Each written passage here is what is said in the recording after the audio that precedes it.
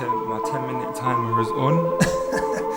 Oh, YouTube these days, man. Scraping by. All this demonetizing going on as well. Now I have to block that out and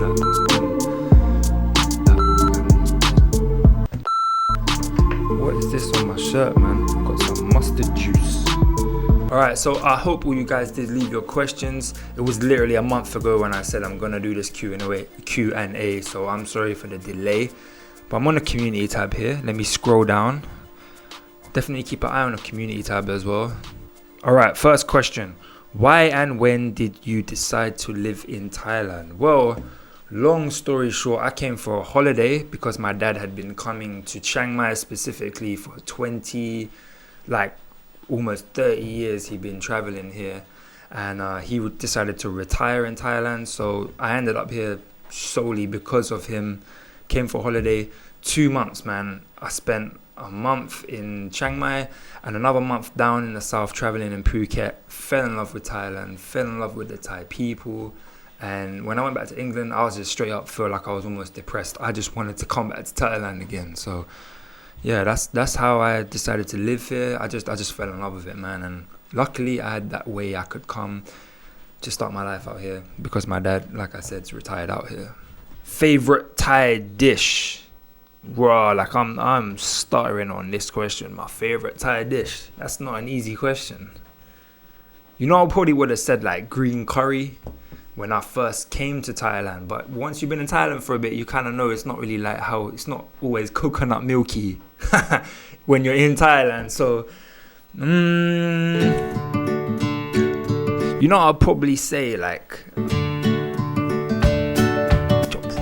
I'm literally not even sure. How can I spend this long on such a simple question? Like, that's how you know it's a good question. I don't want to take too long answering this specific question, but what I can think of right now is I'm stuttering on this question. Actually, I would say my favorite Thai dish, Thai red curry. But only a good one with a coconut milk. That's nice. Favorite movie? Oh, it was The Shawshank Redemption for a long time. I don't know. I'm just going to go with the classic, man. Shawshank Redemption, epic. Ever get lost in Thailand riding off-road and in the mountains? Yeah. I mean, does it count when I was following Tony back in the day? Because without him, my God, I would have ended up in Sri Lanka. If you could only have one bike for the rest of your time riding, what would it be? Probably a CRF 250L. Probably, man. That's the ultimate do-it-all bike. Craziest things you've seen on trips driving around Thailand? I've seen hella mad trucks on their side cartwheeled. Like, what's a cartwheel? Sideways and upside down with like 55 boxes throughout the next 5-6 corners. Is there a word to describe that? I don't know what that word would be, but that's what I've seen. I've seen some crazy shit. I mean, Thailand, once you've been here for a while, if you guys have been here for a while, you'll be aware there is some ridiculous stuff on these roads. But yeah, I would say the various trucks. There was one time when it was just one box and I was like, why is there a box in the middle of the road? And then there was 3 boxes and I was like, what's going on here? Then there was like 10 boxes. Next thing I know, there's a huge truck with 500 boxes and I was like, okay, yeah, that makes sense. Just raise this mic. Any crazy stories from your off-road / trail riding experience on the CRF 250L? Crazy tips. I would go look at my first ever video here on MOTOFAM. It's called Mud versus Man, I think, if I remember right. It was enduro riding with my mate Tony back in the day, and we were riding in Mae Sariang, which you might have been to. It's on the Mae Hon Son loop up here. We were riding some crazy stuff there, man. There was that good story is there was this kind of big mud puddle from all the rain that had been going on in a season just like this. We were down there riding for about 3 days, and it was really funny because we were coming down the hill and we both stopped. And we looked at this big puddle and it was, the water is complete brown mud color. And we were like, who's going to go first here? We weren't really sure. And I was like, kind of looking at Tony concerned, right? So Tony, being a serious off-road crazy guy he went first. And as he was going through it, like, it looked like he was on a canoe because the water was almost at his bum as he's going through. And I saw something move on the right, and I was like, what is that? You know, and me being English, I'm thinking it's a snake or a spider or something, like some kind of water spider, I don't know, anaconda.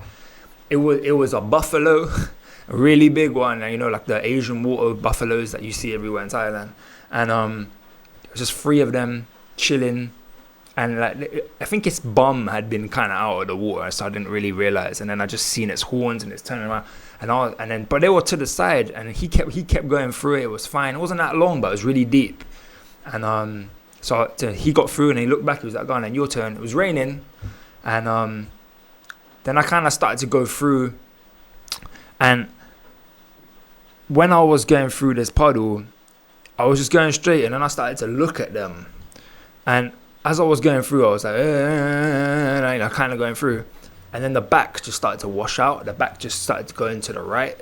And I was just like, and then I was just facing the water buffalo. And I was like, oh, fuck. And I'm deep in the water here. So I had to like kind of turn out of it like that. Crazy day, crazy riding. Absolutely loved it. If you get a chance to ride down there, it kind of gets very close to the border of Myanmar. Amazing trails, man. Already asked it in multiple comments, but let's try again. What's the legal situation like for foreigners who want to ride in Thailand, e.g. hiring a bike as a tourist to explore the area around the town or a national park? How do authorities treat it, and how does that compare to your experiences as a long-term resident biker? Oh, but still foreign, excuse me. Big question. Hiring a bike, you can totally do in Thailand. There's like no issues. You don't even need a license. They will just take your passport. And if something happens, you know, they have that as collateral. So you're going to have to do whatever they want. Almost kind of a scary thought, I know. But you can get the bike. The police sometimes have stop checks now. They have stop checks a lot these days. And if you get caught on a stop check, they're going to fine you.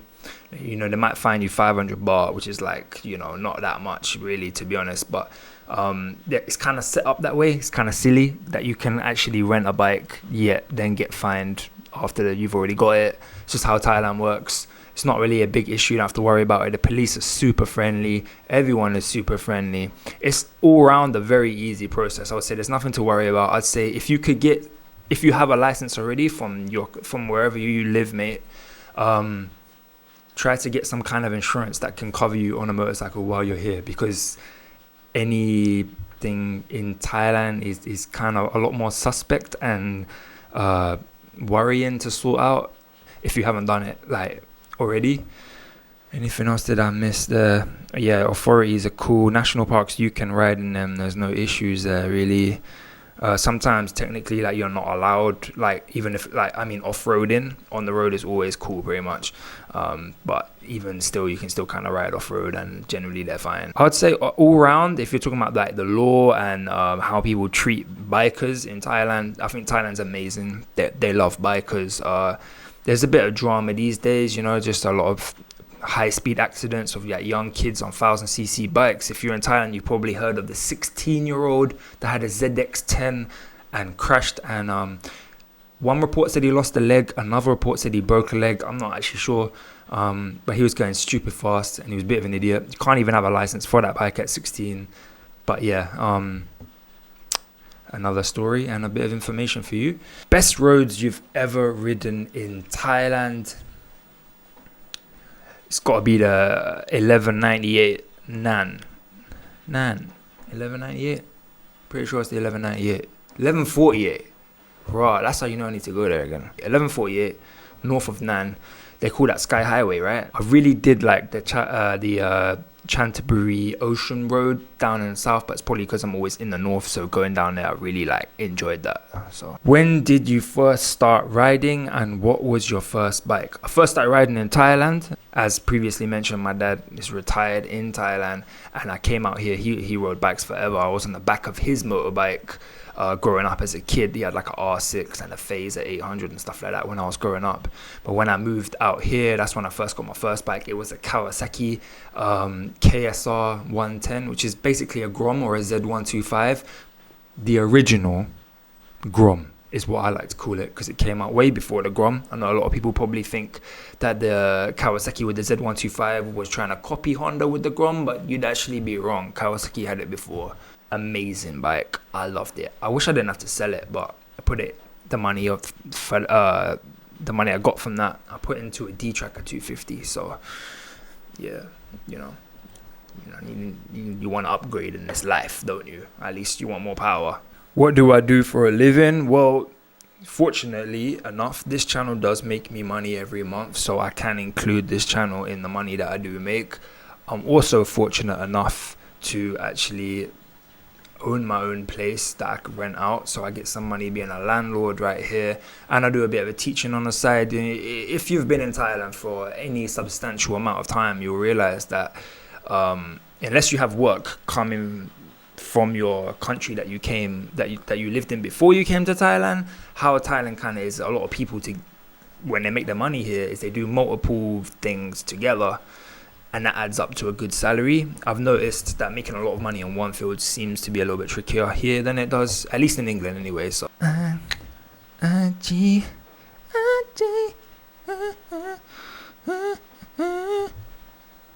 what's the toughest thing about being a YouTuber in Thailand? Well, I've got a theory, and I don't have evidence necessarily to back it up, but I have a theory that your content in the region you make it is primarily shown to people in that region. So if you make content in Thailand, it's more likely that people in Thailand will find it, even if that's not specifically your base or your intent when you create that content. So I would say the toughest challenge is having a smaller audience, because it's in English and it's not in a native English speaking country. So that's what I'd say the hardest thing is. Tell me anytime. Yeah, that's true. I spoke to this guy a lot of times. Yo, this guy's got a V4. You have a V4. Mate, if I come down there, yeah. Nah. Believe me, I won't even ask, man. If I had a V4 and someone asked to ride it, I'd be like, no. No, maybe not, but oh man, I would like to ride your V4, mate. Can't hold that in. FZ09 handling versus FZ07 handling. I would say both of them handle just like kind of okay. Not great, not bad, just mediocre. I would say it's probably the suspension.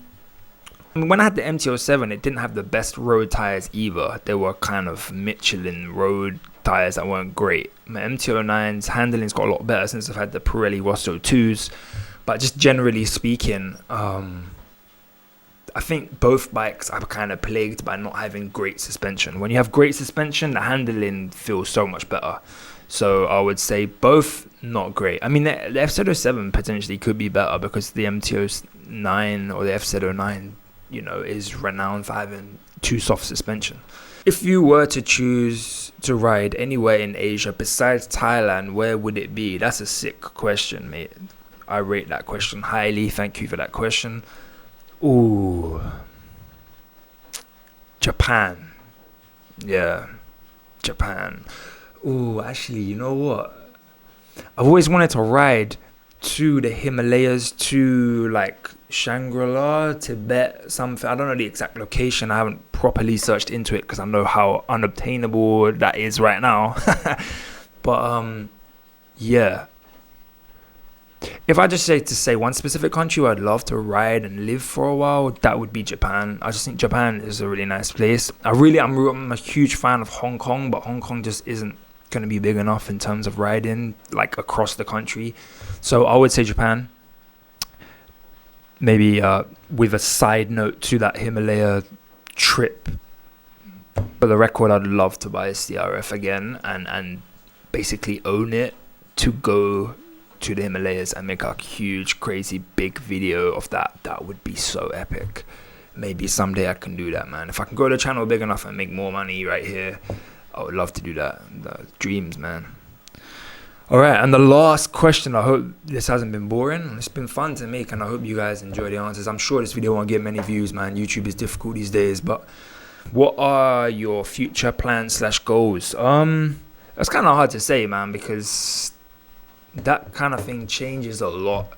For the channel, I'll just say to sprinkle in things that are going to help me grow as a channel, like reviews and stuff like that, obviously, but try to make sure I stay original with my content, stay honest, try to give you guys the best content I can give you that is still clickable, because I don't know if how much you guys watch YouTube these days, but YouTube is like seriously like clickbait everything now, man. Like I've even had to do clickbait stuff, you know, like even my last MT10, a new MT10 video was kind of like the new MT10. It's like, obviously I don't have some insider's knowledge, obviously I don't work for Yamaha Japan or something, do you know what I mean? Like, yo, Yamaha Japan, if you happen to be watching this video, I would love to work for you. You know, I'm just a normal guy, but sometimes you have to make content really clickable just to get any views. You know, I mean, my subscribers, I feel, don't even seem to notice a lot of videos I upload, but I think this is just normal YouTube issues, man. Just try to grow the channel as much as I can.